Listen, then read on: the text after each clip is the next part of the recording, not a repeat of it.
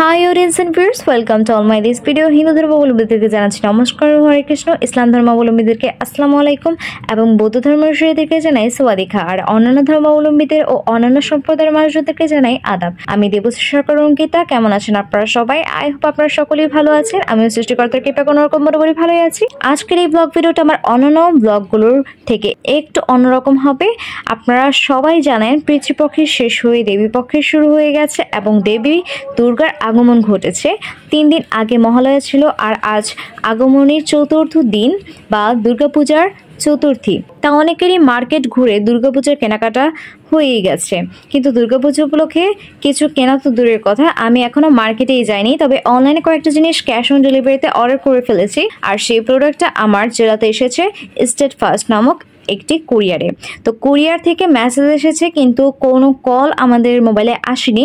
Message পেয়ে আমরা অনেক এক্সাইটেড ছিলাম যে কখন প্রোডাক্টটা আসবে আর কখন প্রোডাক্টটা ওপেন করব, কিন্তু ডেলিভারি ম্যান ডেলিভারি করতে আসেনি। তারপর তাদের কল দেওয়া হয় এবং তাদেরকে বলা হয় যে এই নাম্বার এবং এই নামে কি কোনো প্রোডাক্ট আছে কিনা।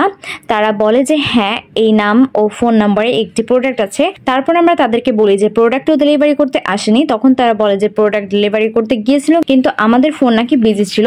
অথচ সেদিন আমি ফ্রি ছিলাম এবং আমি কনফার্মলি বলতে পারি আমার ফোন বিজি ছিল না আর আমার মোবাইলে চার্জও বেশি ছিল। তারপর তারা শেষমেশ বলে প্রোডাক্ট যদি নিতে চান তাহলে আমাদের স্টেট ফার্স্ট কুরিয়ারের অফিস সেখানে এসে নিয়ে যেতে হবে। এটি বলে তারা কল কেটে দেয়।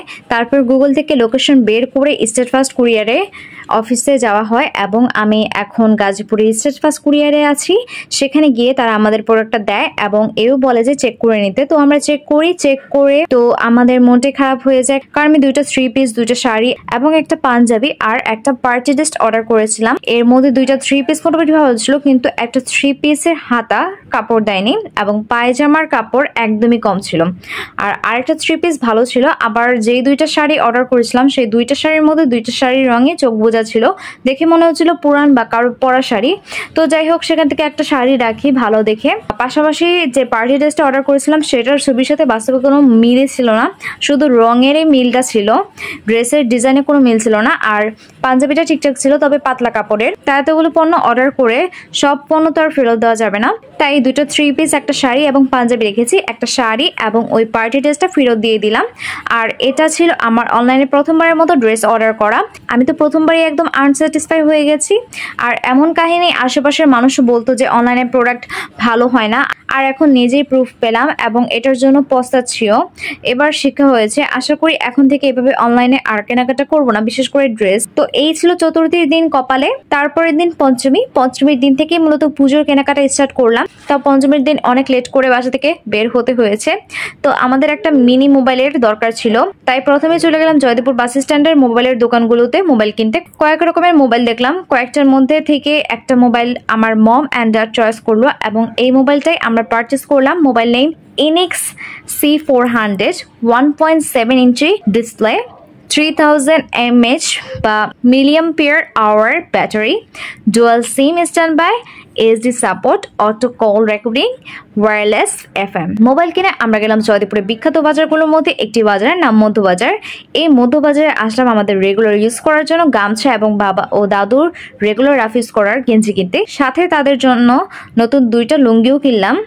এগুলো কেনার পর আবার গেলাম বাস স্ট্যান্ডের জুতার দোকানে আমাদের সবার জন্য এক জোড়া নতুন জুতা কিনতে। অনেক দোকান ঘুরেও কোনো জুতা পছন্দ করতে পারছিলাম না। পরে বাস স্ট্যান্ডে নিউ একটা শপিং মল হয়েছে, তো সেই শপিং মলের আন্ডারগ্রাউন্ডে কয়েকটা জুতার দোকান ছিল। সব দোকান ঘুরে আজাদ থেকে আমার ও আমার মায়ের 2 জনের 2 জোড়া জুতা কিনলাম। এবার জুতার দাম হাই প্রাইস ছিল, যেহেতু আমরা মার্কেটিং করতে বাসা থেকে অনেক দেরিতে বের হয়েছিলাম, তাই জুতা কেনার পর আন্ডারগ্রাউন্ড থেকে বের হয়ে দেখি মোটামুটি প্রায় সব দোকানই বন্ধ হয়ে গেছে। পরে আমার বাসায় চলে আসলাম। নেক্সট ডে ষষ্ঠীর দিন অনেকেই পুজোতে নতুন জামা কাপড় পরে ঘুরতে বের হয়, বিশেষ করে আমাদের ঢাকায় এবং চট্টগ্রামে এটি হয়ে থাকে। আর ভারতে তো মহালয়ার পরের দিন থেকে মানুষ পুজো দেখতে বের হয়ে পড়ে, হোয়াট এভার। আর আমরা সবসময় ষষ্ঠীর দিন শপিং নিয়ে বিজি থাকি এবং আমাদের পুজো শুরু হয় সপ্তমীর দিন থেকে। অষ্টমীর দিন অঞ্জলি এবং অষ্টমীর দিন থেকে নবমীর রাত পর্যন্ত জমিয়ে পুজো দেখা হয়। তো এমনটা কে করেন এবং কার কার সাথে এমনটা হয় কমেন্ট করে জানাবেন। তো ষষ্ঠীর দিন আমরা প্রথমেই চলে গেলাম ঘড়ি এবং চশমার দোকানে ওয়াচ অ্যান্ড সানগ্লাসেস কিনতে। অনেকগুলো ঘড়ি এবং লেডিস সানগ্লাসেস পরে দেখলাম কোনটা মানাচ্ছে। মোটামুটি সবগুলোই যাচ্ছিল, কিন্তু কিছু কিছু সানগ্লাসেস আমার থেকেও বড় ছিল, যেগুলো পরলে ব্যাকআপা লাগতো, সেগুলো অ্যাভয়েড করে সরিয়ে রাখলাম এবং আমার মুখের সাথে মানানসই ও আমাদের বাজেট ফ্রেন্ডলি প্রাইসের সানগ্লাসটাই নিলাম। আর রেগুলার ইউজ করার জন্য ব্ল্যাক কালার একটা ঘড়ি। এই ছিল ষষ্ঠীর দিন কেনাকাটা। আর টুকিটাকি মেকআপের কয়েকটা জিনিসপত্র কিনেছি। মোবাইলের চার্জ একদম কম ছিল, তাই সেগুলো ভিডিও করতে পারিনি।